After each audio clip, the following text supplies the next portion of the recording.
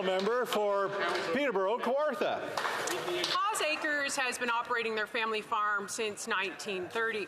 They farm about 2,000 acres, and this year they will pay $10,000 in carbon tax, which will quadruple to $40,000.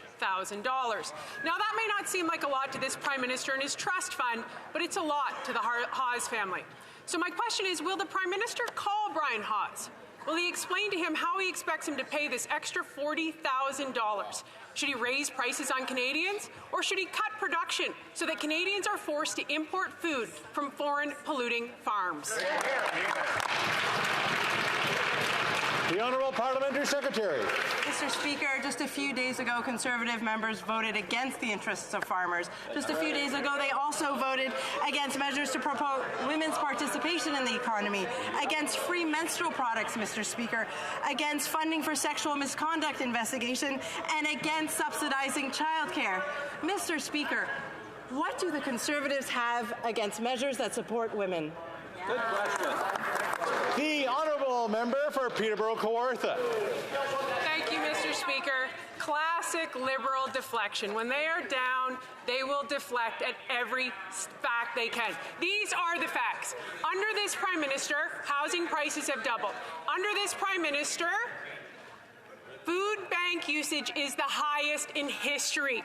On the OECD, we rank 35 out of 38 in teen mental health. Suicide. And who feeds families? Farmers. Who are they cutting? Farmers. So, Mr. Speaker, again, I will ask, will they axe the tax and make life affordable? And the jig is up. Everybody knows they are not telling the truth.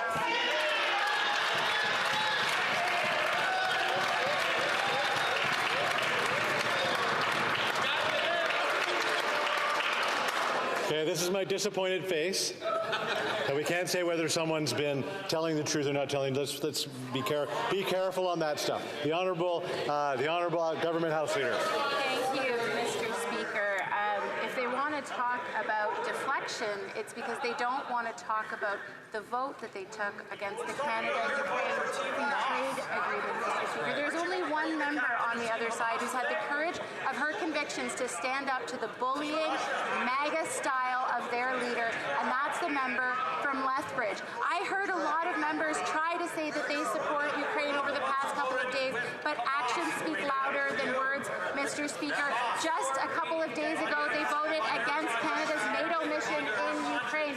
Mr. Speaker, they don't need to stop deflecting. They should be honest with Canadians about why they're not supporting Ukraine. Is it because there are several members that are MAGA-style conservatives? It's a question Canadians need to ask. Thank you, Mr. Speaker.